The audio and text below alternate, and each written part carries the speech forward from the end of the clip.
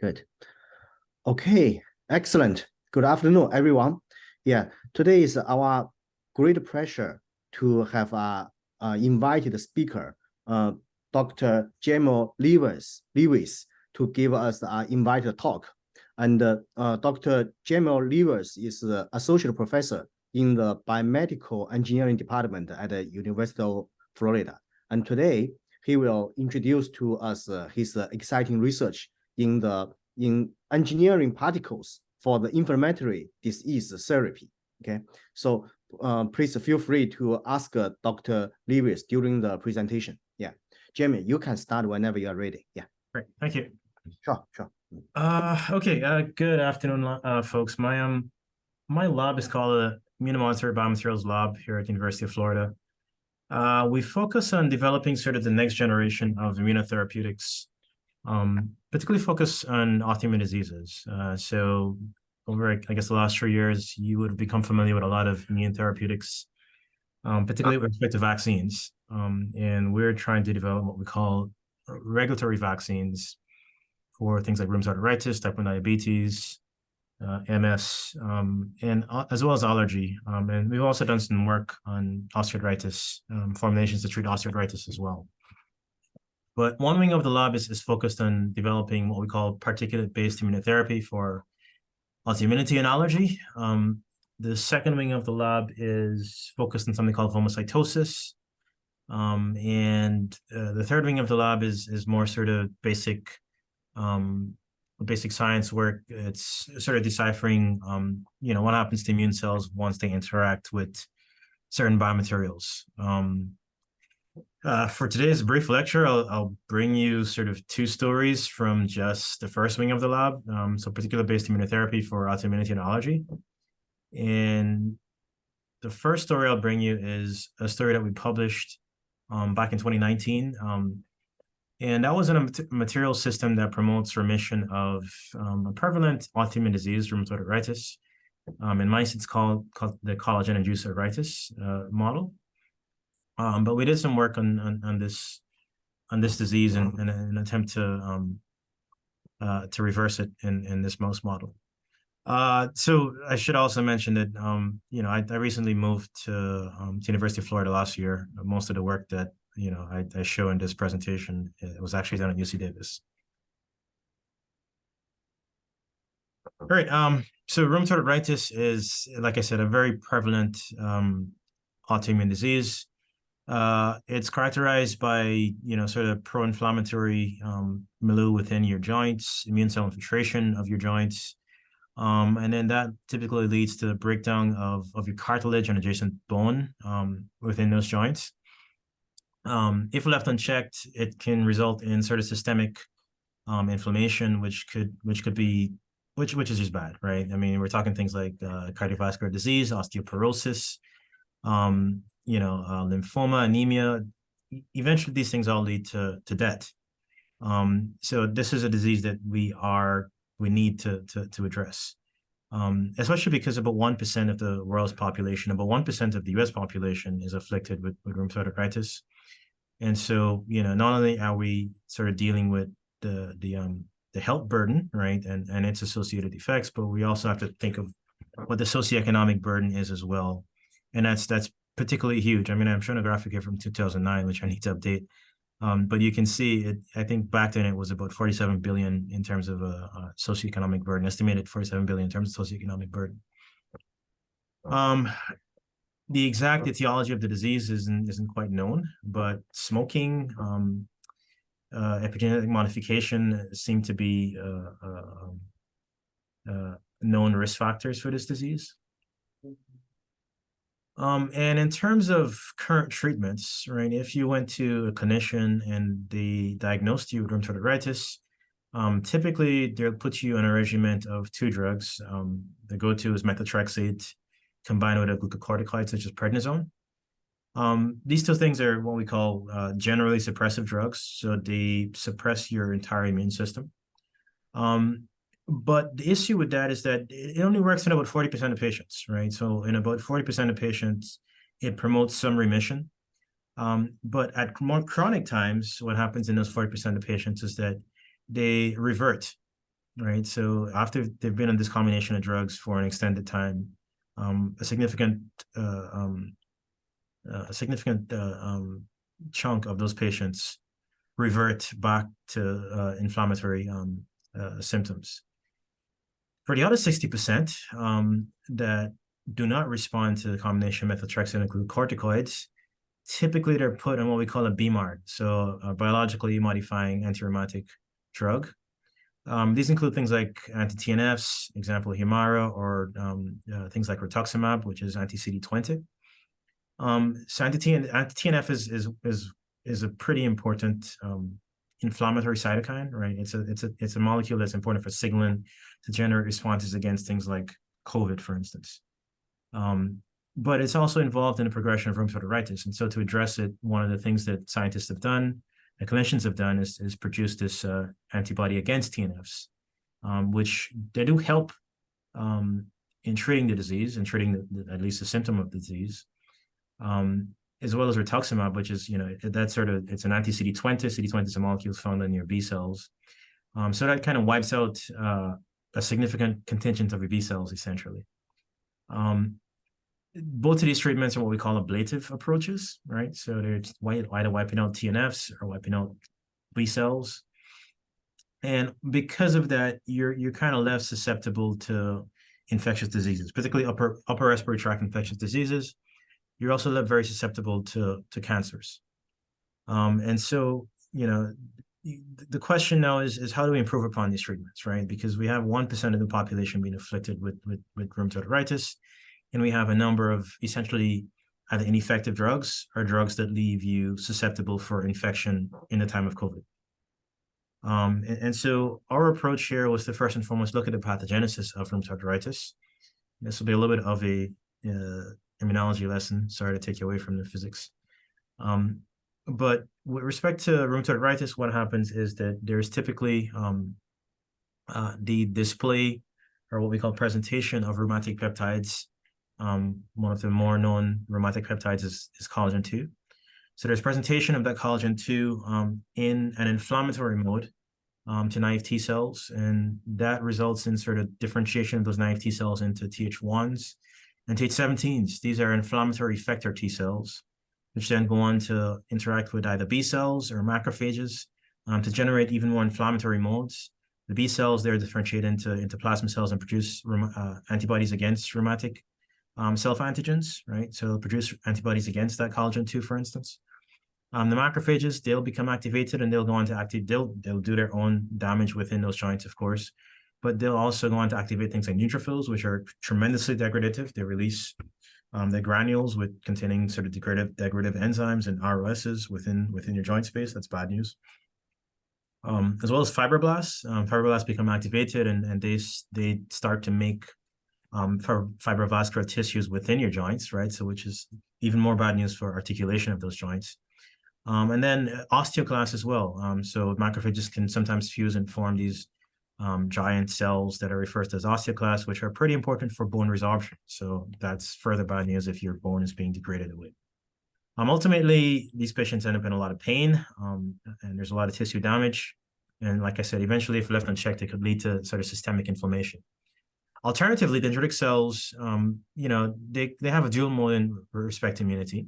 They can generate immunity, right? But they can also suppress immunity. Typically, this is in terms of suppression, that's done by your tolerogenic dendritic cells, which can interact with naive T cells, but instead of generating effector inflammatory T cells, they generate what we call regulatory T cells and B cells. And so our goal here was, can we generate dendritic cells that are tolerogenic so that we can get Tregs, but more so do so in what we call an antigen-specific manner, right? Or rheumatic-specific manner, so that you're generating responses against only those rheumatic antigens. And more importantly, generating what we call suppressive or tolerogenic responses for those rheumatic antigens, so that your body doesn't go down this red cascade that I have here, okay? All right, if you're lost at any point, can't follow me, just interrupt me or shoot a question. All right, so yeah, to do that, feel free to ask questions. Yeah, please feel free to ask any questions. Yeah, those are very interesting topics. Yeah, so to do that, what we did is we used pretty popular biomaterial called polylactide chlorglycolide, or polylactic acid, chlorglycolic acid. It's the most researched biomaterial. It's probably the most used biomaterial. It's used as sutures in clinics, for instance. But we use that biomaterial to make this microparticle system comprised of 4 microparticles, two large microparticles. They're about 30 microns in diameter. Those 2 large microparticles either contain TGF-beta1, which is an anti-inflammatory cytokine, or GM-CSF, which is a chemoattractant for dendritic cells. And then the smaller microparticles either contain vitamin D3 or collagen 2, which I just mentioned is one of the sort of major rheumatic antigens. The idea here that we had, this work was done by my previous PhD student, or former PhD student, Riley Allen. But the idea that we had here was essentially we could inject this microparticle system, and we call it the RegVac system, a regulatory vaccine system. But we can inject this particle system subcutaneously, and it would release TGF and GM-CSF initially. So GM-CSF, as I said, is a chemoattractant for dendritic cells, so that would bring the dendritic cells into that injection site. TGF is anti-inflammatory, so it would start to condition dendritic cells towards a more suppressive or tolerogenic mode.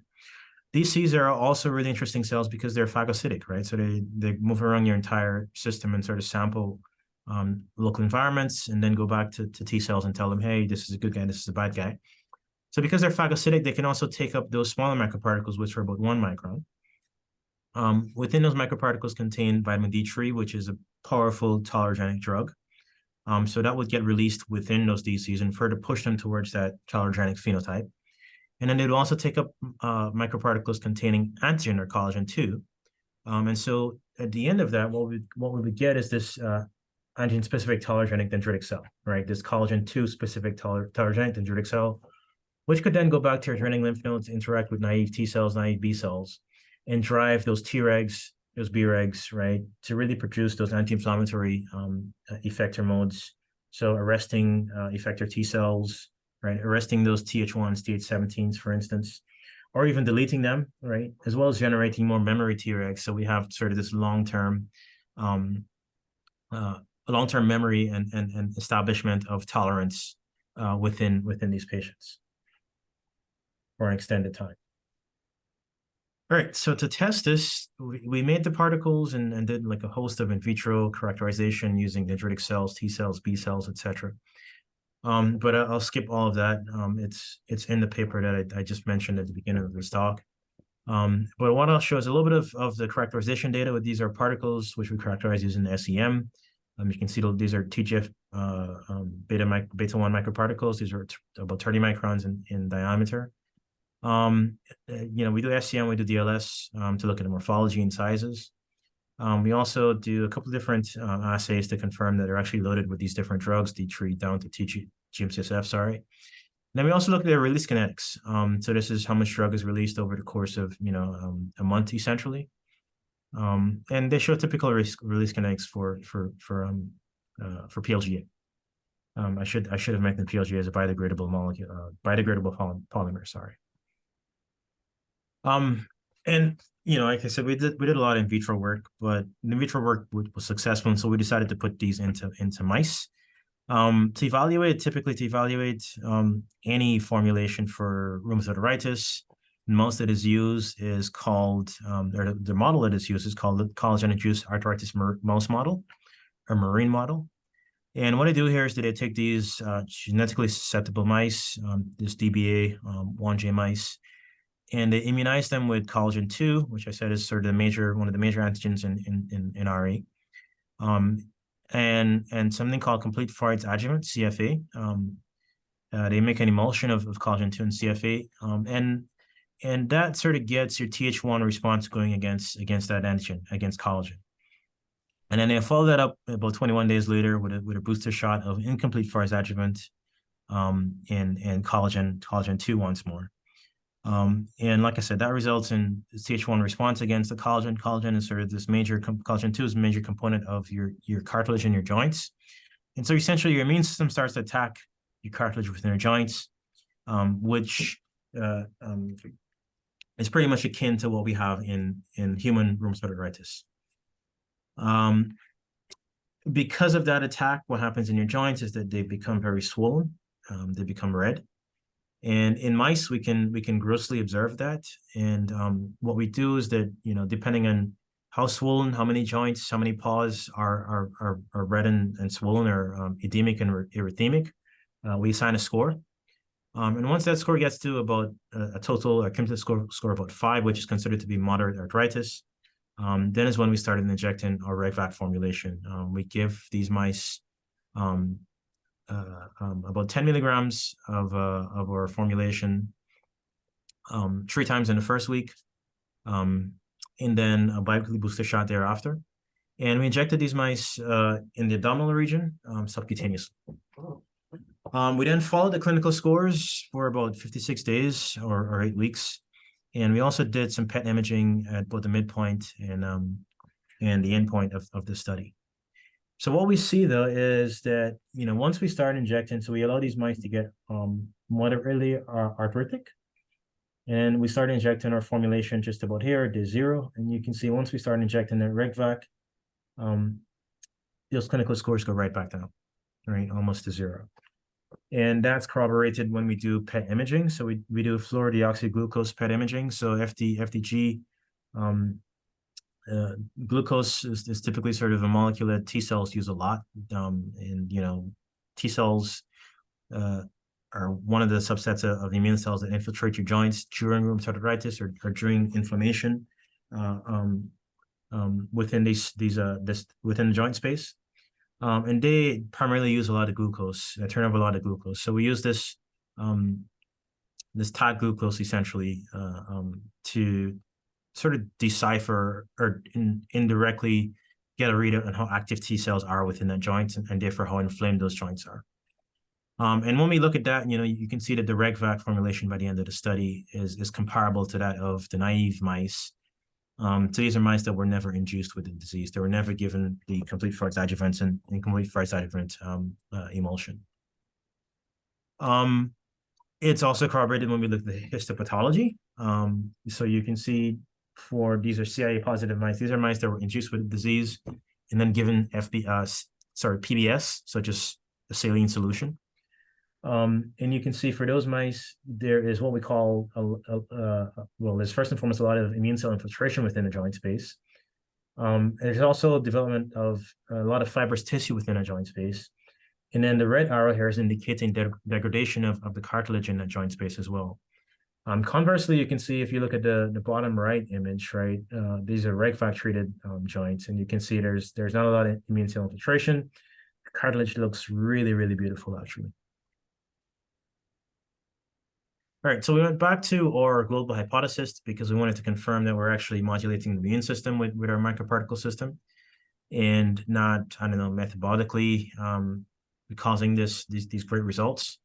And so one of the first things we looked at is what was the maturation status of dendritic cells.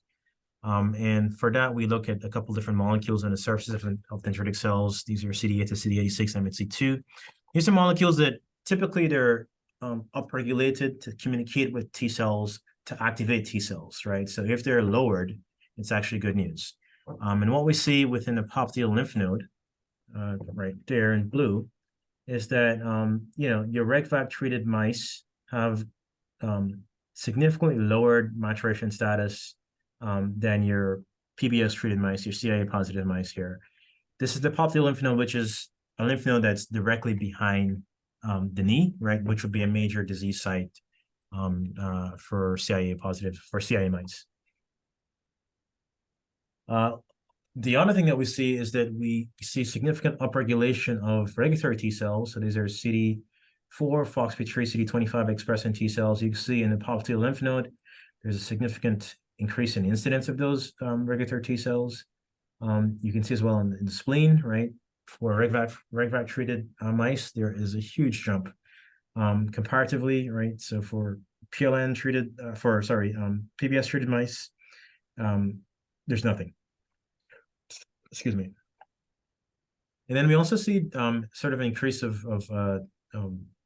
PD-1 expressing, CD4 PD-1 expressing T cells as well. So PD-1 is this molecule that's, you might have heard of with respect to cancer, right? It's one of the molecules that they try to block to inhibit cancers because it's a molecule that is important for immune suppression, right? So it suppresses T cells or exhausts T cells whenever it's activated, signaling is activated. So this is actually good news in the context of rheumatoid arthritis, in that we're getting this high incidence of PD-1 T cells within the spleen. By far, the hallmark, I think the hallmark result that we showed in this paper was that we got antigen-specific responses within our formulation. And to do this, we did something called a recall assay, antigen recall assay. I'm not going to get into the specifics of it now, given that we're dealing with biophysics. But essentially, what we show is that once we take those cells once we take lymphocytes either back out of CIA-positive mice or RegVac treated mice, right? If we were to expose those lymphocytes to collagen 2 again, right? For the cells taken from CIA-positive mice, they're proliferating. For cells taken from the RegVac mice, they're not proliferating. Okay, that is good news. Typically, proliferation means inflammation. Okay, and not only that, these cells are, if they're taken from CI-positive mice, they're producing IFN gamma. IFN gamma is another really strongly inflammatory cytokine.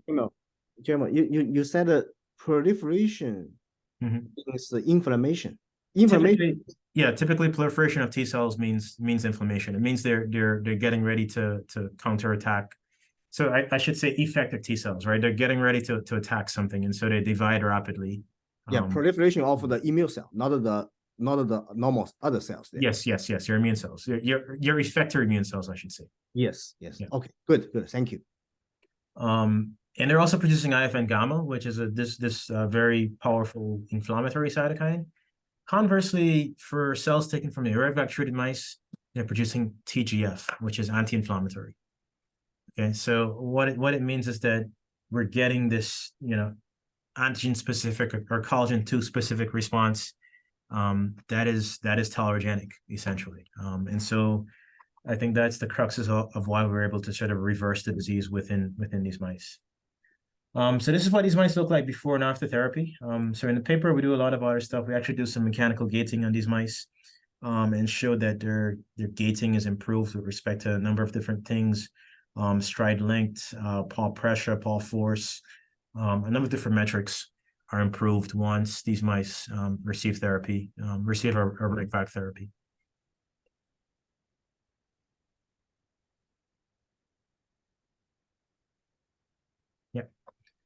All right, any questions?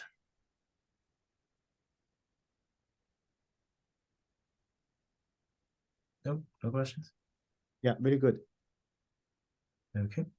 All right, I'll switch projects and bring you the second project, which we're working in my lab. This is, it's kind of focused on sort of developing particulates again, but this time instead of using PLGA, you're actually using something called polysaccharide A.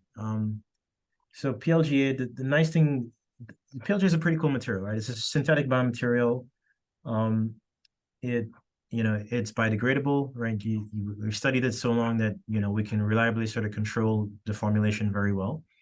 But it doesn't necessarily have modulatory activity, right? So to generate the Tregs generate the dendritic cells that we want, and the Tregs that we want, we had to put, TGF beta in there. We had to put vitamin D3 in there to get that tolerogenicity or that immunosuppression. Right, we had to load those drugs into the PLGA. That brings about an issue when you're actually trying to translate these things, right? So because of that, I started thinking about what materials are actually naturally tolerogenic. And one of the things that I came across was this molecule called polysaccharide. So it's a capsular zwitterionic polysaccharide, which is typically found in a bacteria called Bacteroides fragilis. Right, this is a commensal bacteria that is probably the most common strain within your gut, within a healthy human gut. And so what these bacteria do is they use PSA as well as other molecules to interact with your immune system and tell your immune system not to attack. Okay, so bacteria is a completely different entity. Your immune system should be sort of generating responses against bacteria. But these bacteria have evolved to be commensal. And one of the ways in which they've evolved to be commensal is through this molecule called polysaccharide. It's, like I said, it's a very ionic polysaccharide. It has some nice chemistry in that it has both carboxyl and amide linkages, which makes it beautiful for attaching different molecules to it or even cross-linking it. And then in addition to that, the major plus from this is that this molecule is actually able to generate what we call semi-regulatory dendritic cells.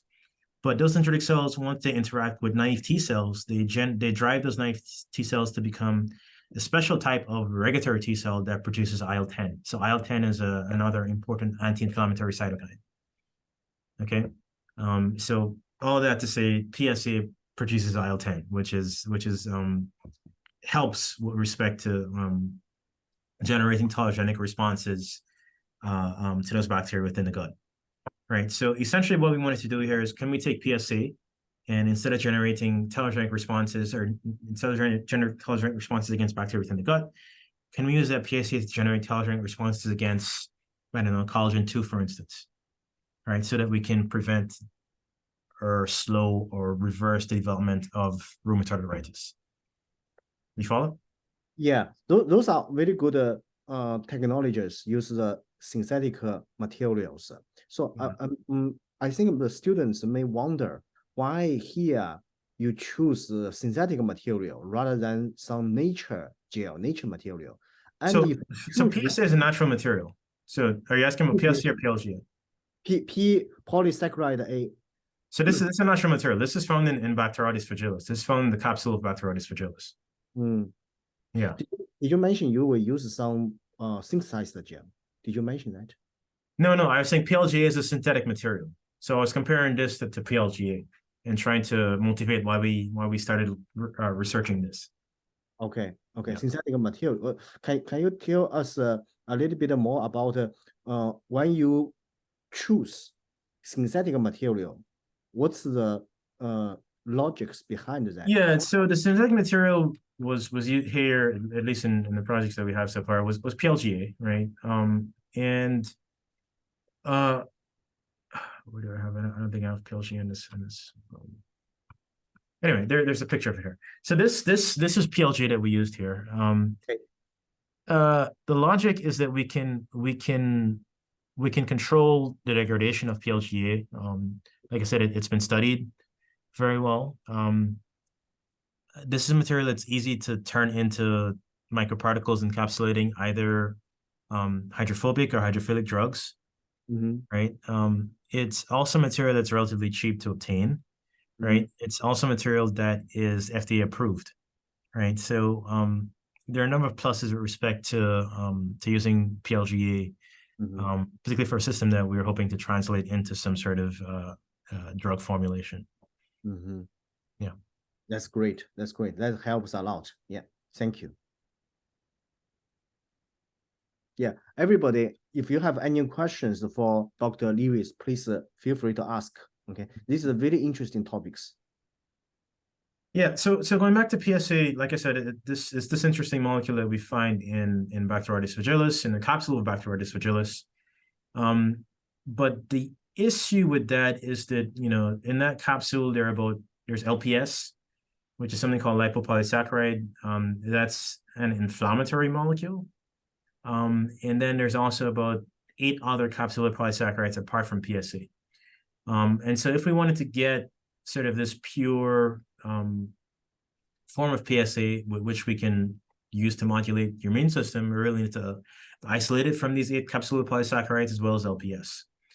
And so to do that, what we did was we did some HPLC. And then once we isolated that PSA, we also turned that PSA into what we call nanoplatforms that we demonstrated also had immune modulatory effects in dendritic cells and T cells. So here what we did is that, we grew those Bacteroides fragilis. Once they were up to sort of this confluent level within our bioreactors, we killed them. isolated the capsules, and then we run the capsules through HPLC. This was using affinity chromatography in HPLC. And once we isolated the fractions that we think contains PSA, we characterize that and confirm that it contains PSA through NMR and gel electrophoresis.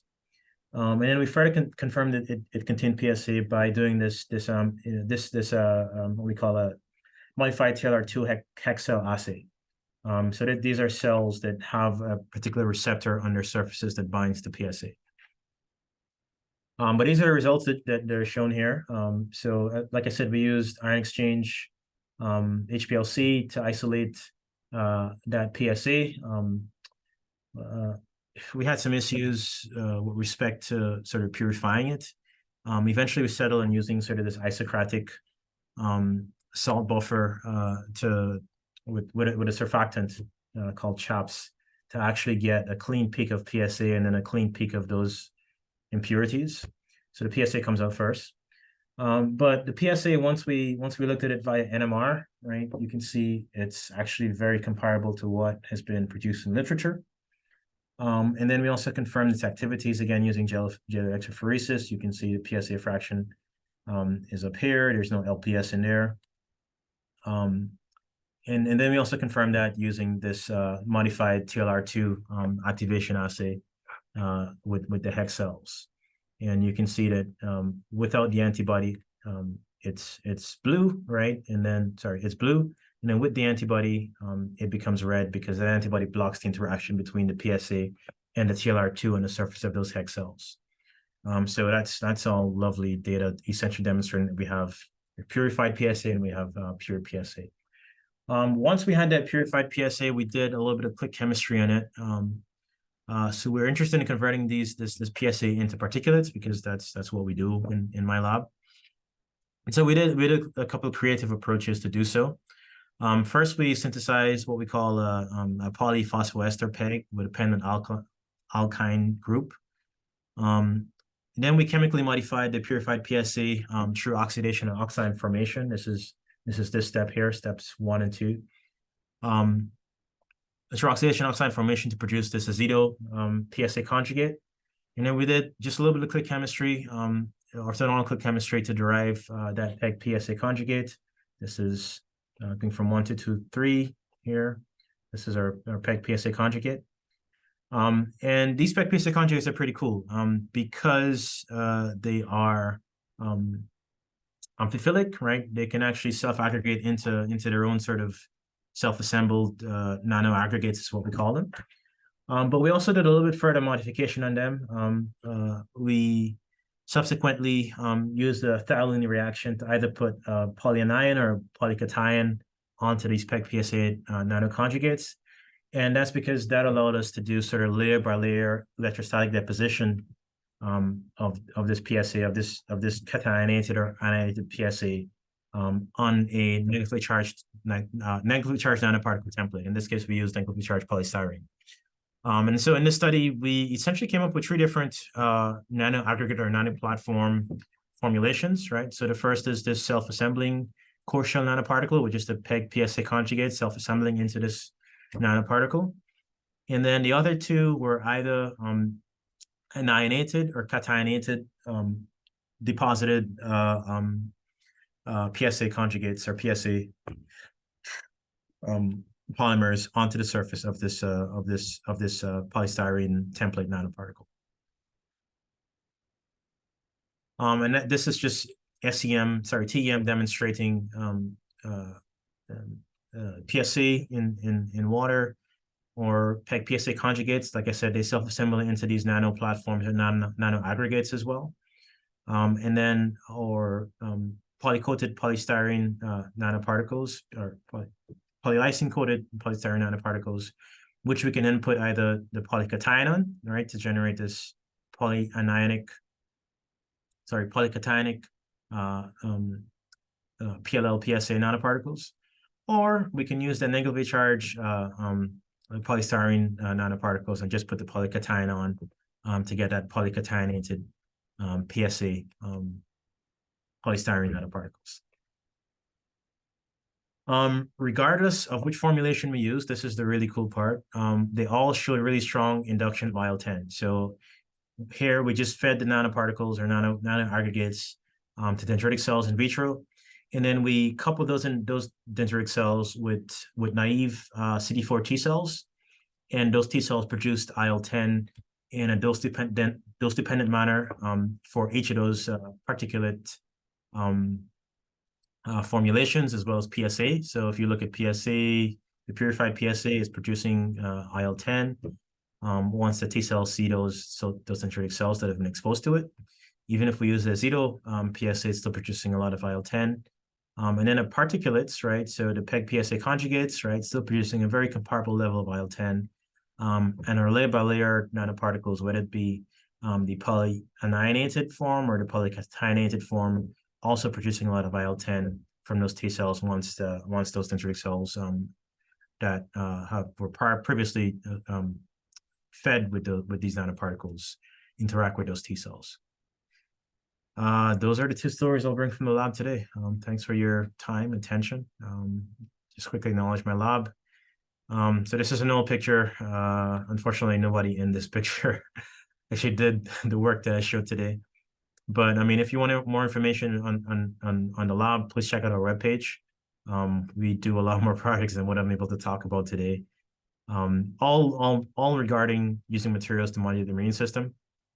And then I also acknowledge my funding and collaborators. Thank you. Any questions?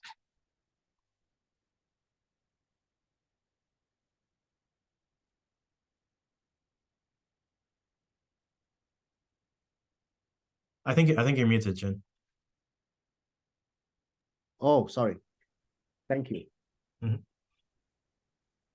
Thank you, Dr. Lewis. Yeah, really good presentation. So I understand that you don't have time to talk about all the interesting research you have been doing. So in the future, once we have opportunity, we will re-invite you to give a new talk. Sure. Yeah, good, really good. So everybody, do you guys have more questions, or you have any confusion that you want Dr. Lewis to clarify for you? Do you guys have questions?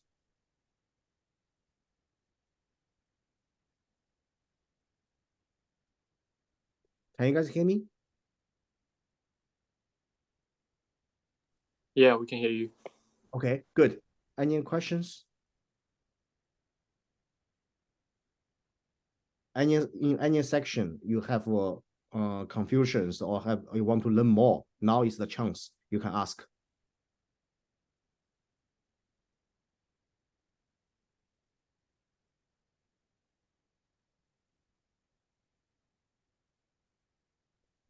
Yeah, let me ask a question more broadly.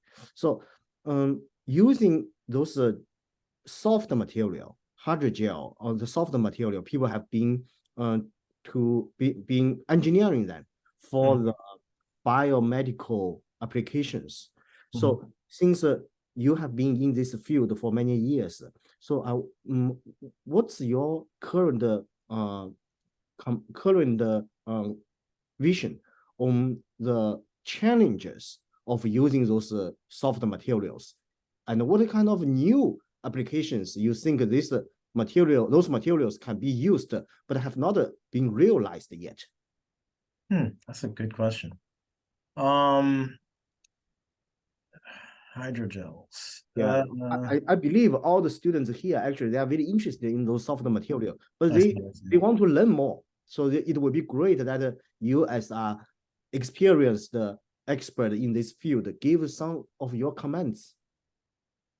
Yeah, gee, that's a good question. I honestly don't work a lot with hydrogels. I think we actually have a couple of papers where we used hydrogels for studying sort of immune responses in vivo.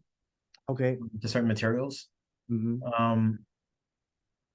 And I think we also use a hydrogel way back for delivering some molecules to also treat type 1 diabetes. they're really interesting materials, right? So I think hydrogels are cool because you kind of have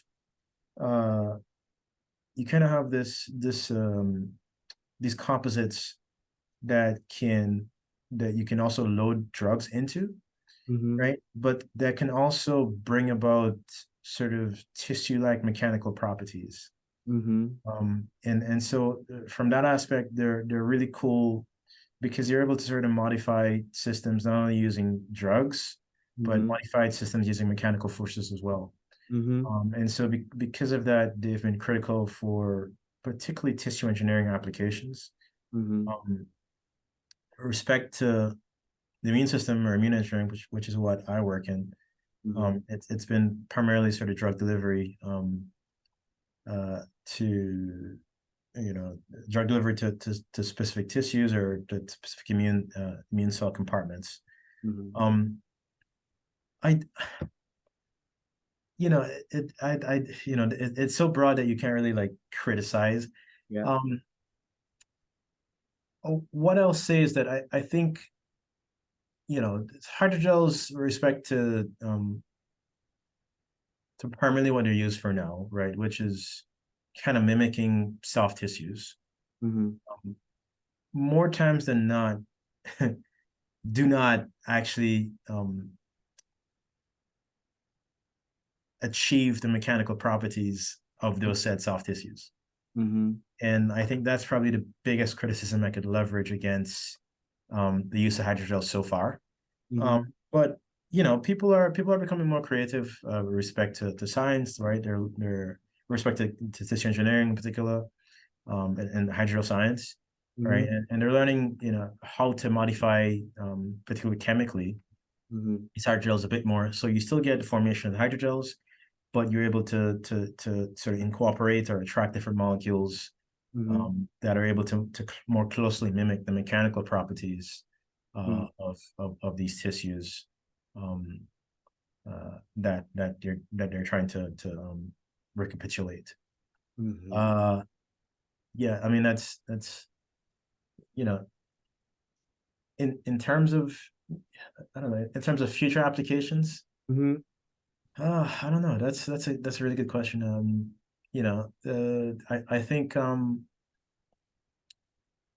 I think there are probably a lot of applications, maybe in astrobiology, that for hydrogels that are not being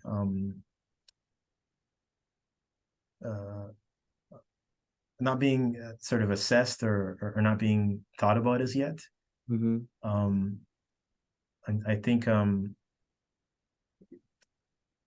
I think looking at sort of using hydrogels as sort of this template to mimic and grow tissues and look at that on their sort of the duress or lack of duress of space. I think could be interesting and it could be a really useful application. A lot of people are using hydrogels as well now for developing sort of organoid tissues, things like that. But I think they're also missing a beat in terms of applying that to gravity negative environments. Thank you. Very, really important advice and important comments. Yeah, at least if that's where I would take it next if I were working on hydrogels. Yeah. Thank you. Yeah, very good. Okay. Any other questions? If no other questions, let's thank Professor Lewis together. Thank you. Thank you. Yeah. I talked to you. Thank you, Professor. Thank you. Thank you. Very nice talk. Very nice. Thank you. Okay. Yeah. See you guys soon, man. See you. Ciao. See you. Excellent. I should stop sharing here. There we go.